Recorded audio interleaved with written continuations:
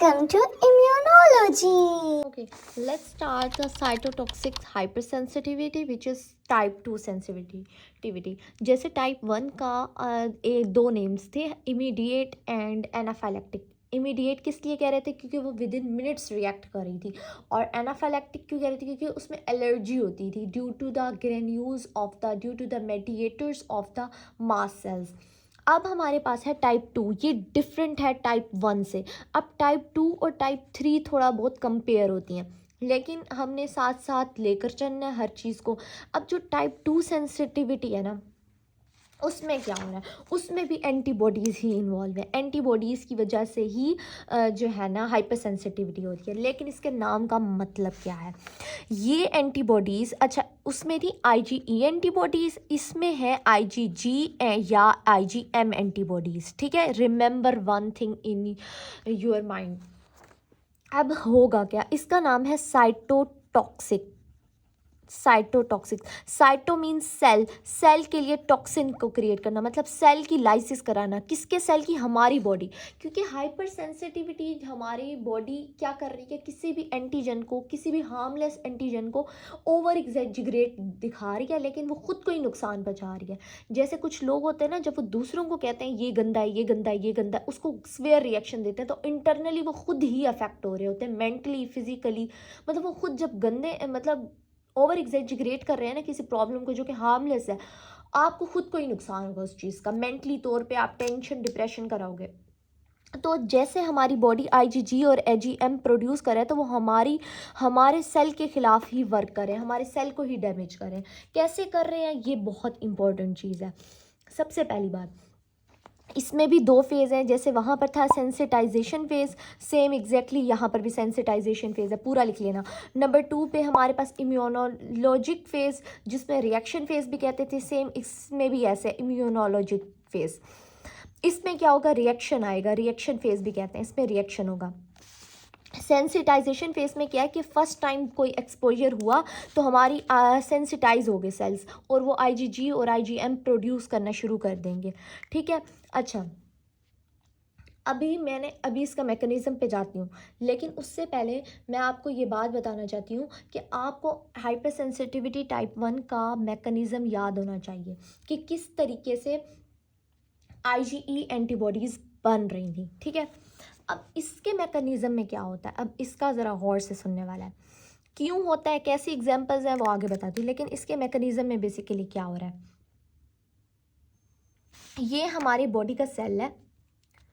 मैं आपको बताती हूँ, इसमें ना चालाकी हो रही है कोई. ये मेरी बॉडी के सेल्स पड़े हैं. ठीक है, मेरी बॉडी के कोई भी सेल हो सकता है, मेरे लीवर का सेल, मेरे हार्ट का सेल, मेरे किडनी का सेल, मेरी किसी भी चीज़ का सेल, मेरी स्किन का सेल, कुछ भी हो सकता है. या मेरे रेड ब्लड सेल्स कह लो, मेरा कोई भी सेल ले लो, for example red blood cells ले लो. ठीक है.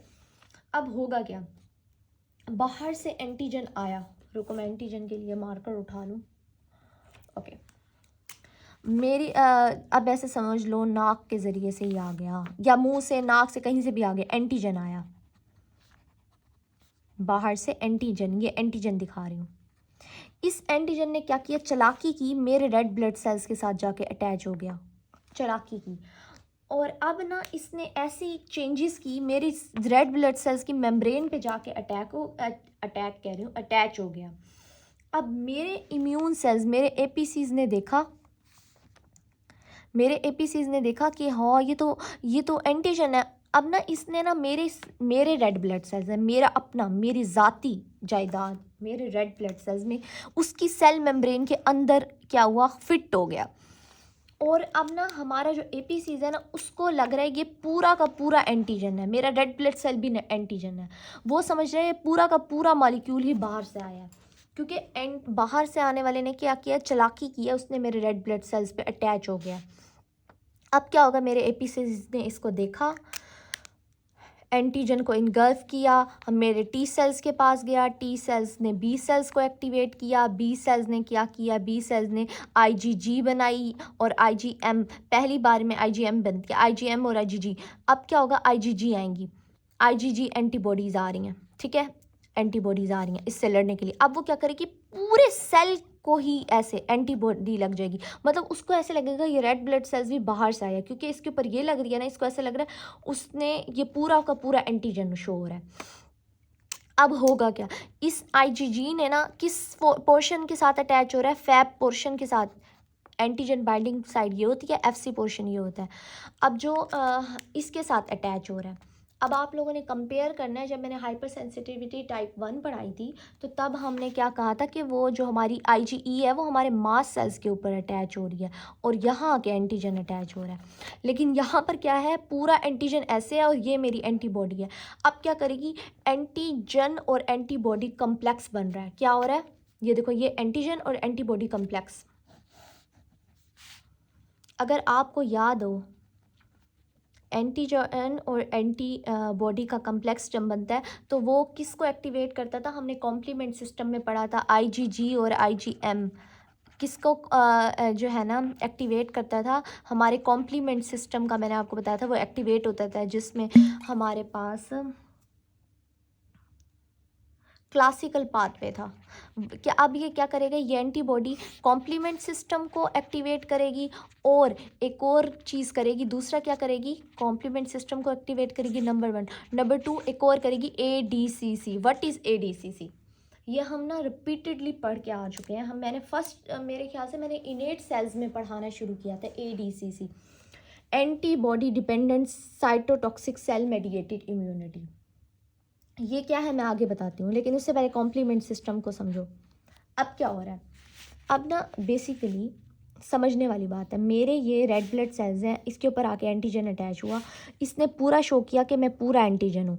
एंटीबॉडी इसके पूरे खिलाफ हुई, एंटीबॉडी ने कॉम्प्लीमेंट सिस्टम को एक्टिवेट किया। कॉम्प्लीमेंट सिस्टम का क्या काम होता था, वो मैक बनाता था। What is MAC, membrane attack complex, जिसमें ये परफोरिन बनाता था और इसकी सेल की लाइसिस हो जाती थी। इसका मतलब मेरे रेड ब्लड सेल डैमेज हो रहे हैं, उनकी हिमोलिसिस हो रही है। जब वो हिमोलिसिस हो रही है तो रेड ब्लड सेल्स की कमी हो जाएगी मेरी बॉडी में और मुझे डिजीज़ हो जाएगी हिमोलिटिक एनीमिया।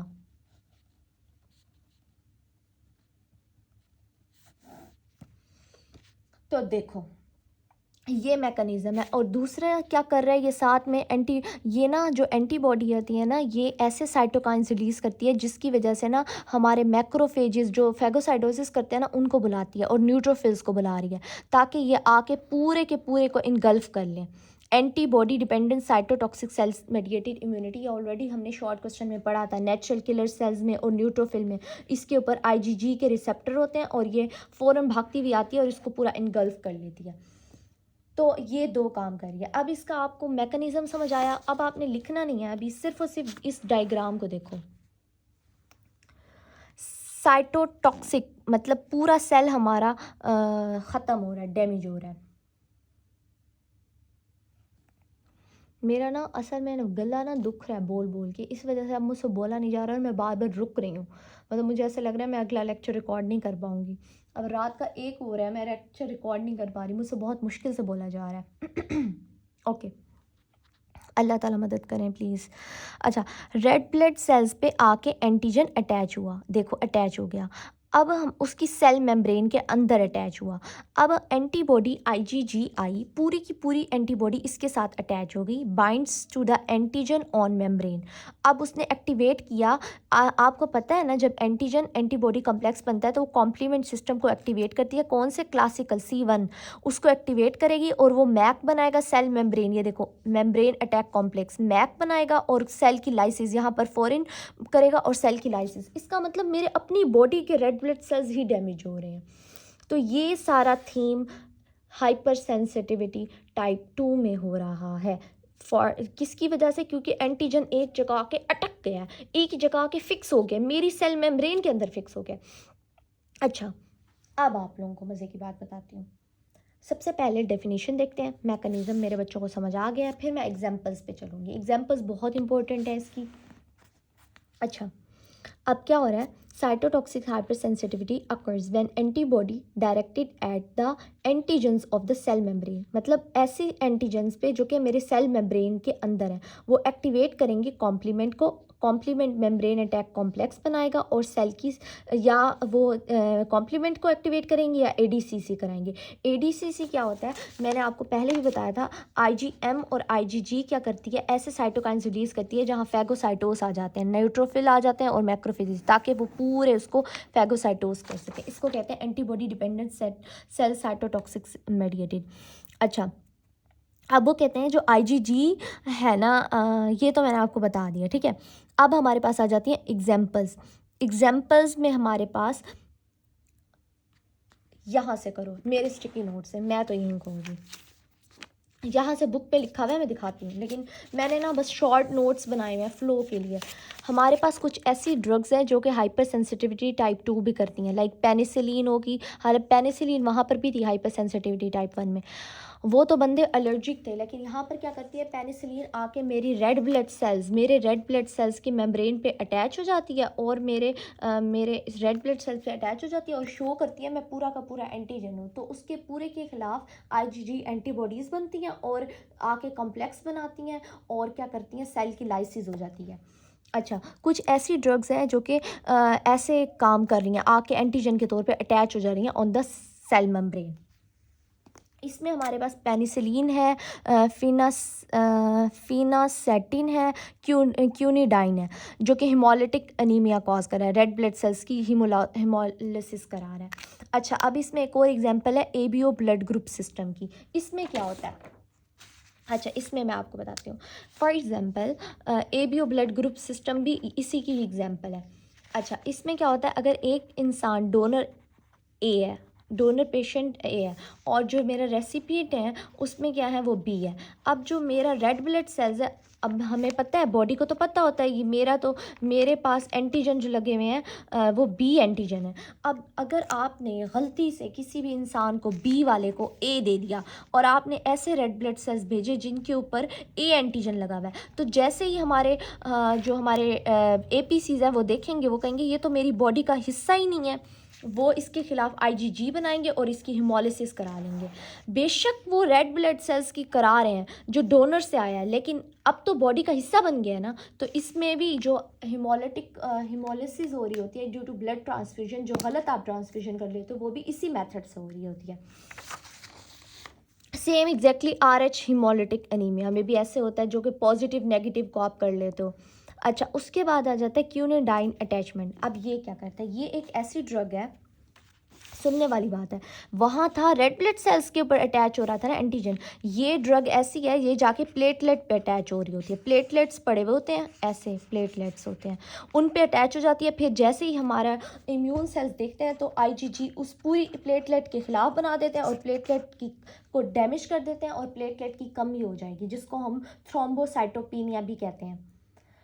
तो बेसिकली हो क्या रहा है, मतलब ये जो एंटीजन है ये जाके मेरी ही चालाकी से जानबूझ के मेरे प्लेटलेट पे अटैच हो रहा है, ताकि मेरी बॉडी प्लेटलेट के खिलाफ एंटीबॉडी बनाए और पूरी प्लेट में डैमेज हो जाए। खुद भी ख़त्म हो रहा है एंटीजन, प्लेटलेट भी डैमेज हो रहा है साथ में, जिसकी वजह से प्लेटलेट की कमी हो जाएगी मेरी बॉडी में और थ्रोम्बोसाइटोपिनिया हो जाएगा। सेम एग्जैक्टली कुछ ऐसी ड्रग्स होती हैं हाइड्रोलिजाइन, वो क्या करती हैं, ये मेरी बॉडी के डिफरेंट सेल्स के ऊपर जाके एक्ट करती हैं। मेरे हार्ट पे जाके अटैच हो जाती हैं, मेरी किडनी पे जाके अटैच हो जाती हैं, मेरे स्किन के सेल्स पे जाके अटैच हो जाती हैं और SLE कॉज करती हैं। व्हाट इज सिस्टेमिक यार मेरा सांस रुक रहा है अब तो, हाँ, सिस्टेमिक ल्यूपस इरिथ्रोमेटोस कॉज करती हैं। इसमें क्या होता है, बेसिकली बहुत डिफरेंट, जो इंसान को बहुत स्वेयर सिम्टम्स आते हैं। इसमें क्या होता है, ये एंटीजन चालाकी करता है, मैं तुम लोगों को बताती हूँ, रुक जाओ। अब ये हाइड्रोलिजाइन क्या करता है, ये मेरी किडनी पे, मेरे हार्ट पे, मेरे स्किन के सेल्स पे जाके अटैच हो जाएगा। अब आईजीजी इसके खिलाफ भी बन रही है, आईजीजी इसके खिलाफ भी बन रही है, आईजीजी इसके खिलाफ, हर चीज़ डैमेज हो रही है। मेरा ग्लोमेरुलस डैमेज होगा, उससे मेरी किडनी इफेक्ट होगी, मेरी स्किन्स पर रैशेज आएंगे। तो इसका मतलब इतनी गंदी डिजीज़ हो सकती हैं इसकी वजह से। उसके बाद अब यहाँ पर मैकेनिज़्म और हो जाता है हाइपर सेंसिटिविटी में अब 2 मैकेनिज़्म है।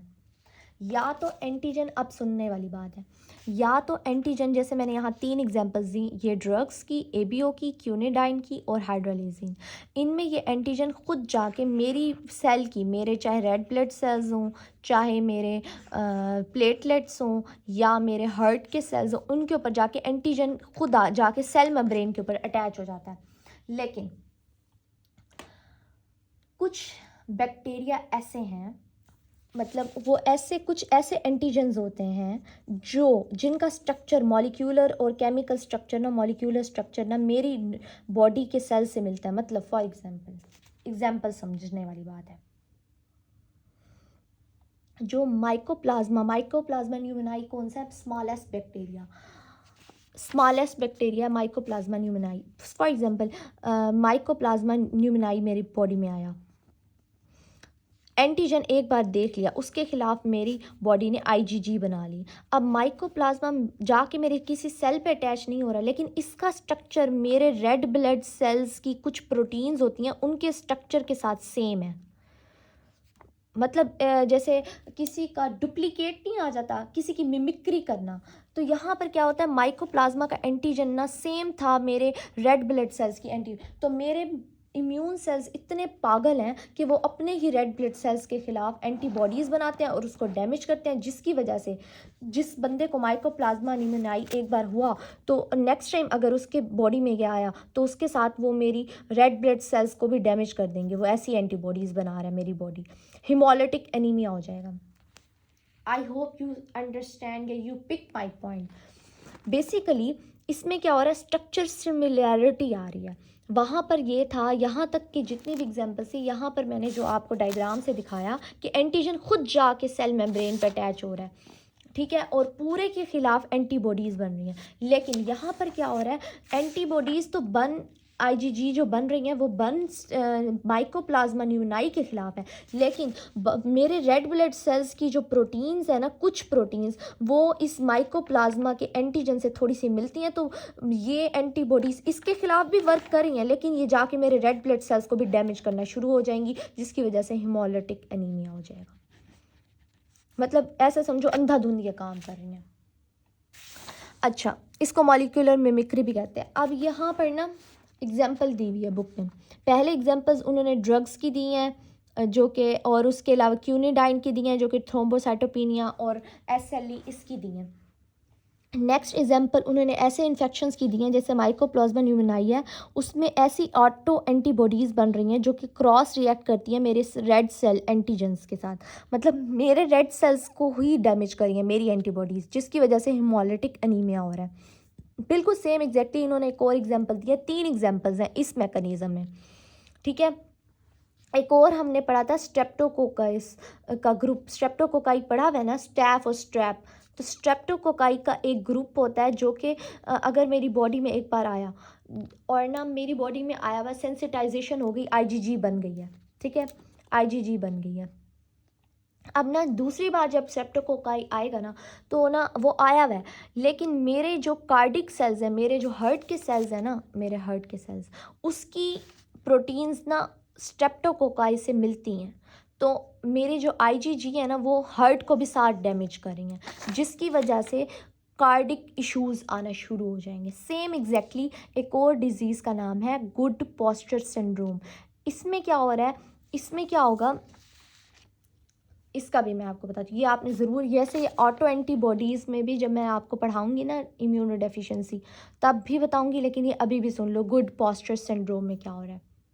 इसमें हमारे पास मेरी बॉडी ऐसी एंटीबॉडीज़ बना रहा है जो कि लंग्स के ख़िलाफ़ हो रही हैं और मेरे किडनी के ख़िलाफ़ हो रही हैं, मतलब मेरी ऐसी एंटीबॉडीज़ बना रहा है जो कि मेरे किडनी के सेल्स को डैमेज करेगा और मेरे लंग्स के। अच्छा, अब ये आपको थोड़ा सा कंफ्यूज करेगा, लेकिन सिर्फ सिंपल सी बात ये है, मैं आपको अपने इससे बता देती हूँ। एक तो आपने एग्जांपल्स याद रखनी है, आपको मैकेनिज़्म याद होना चाहिए। मैकेनिज़्म में क्या है, हाइपर सेंसिटिविटी की जो डेफिनेशन है वो लिखी हुई है, जिसमें आईजीजी बन रही हैं। आईजीजी क्या कर रही हैं, एंटीजन के साथ अटैच हो रही हैं जो कि मेरे सेल मेम्ब्रेन पे है, और वो कॉम्प्लीमेंट को एक्टिवेट कर रहा है और मैक बना रहा है और सेल डेथ हो रही है। यहाँ तक तो मैकेनिज्म वन तो समझ आ गया कि एंटीजन जाके मेरे ही सेल के साथ, चाहे वो रेड ब्लड सेल हो, मेरा प्लेटलेट हो, या मेरी बॉडी का कोई और, फॉर एग्जांपल मेरी स्किन का सेल हो, मेरे हार्ट का सेल हो, उस पर जाके एंटीजन अटैच हो रहा है और पूरे को ऐसे शो कर रहा है कि मैं बाहर से आया हूँ।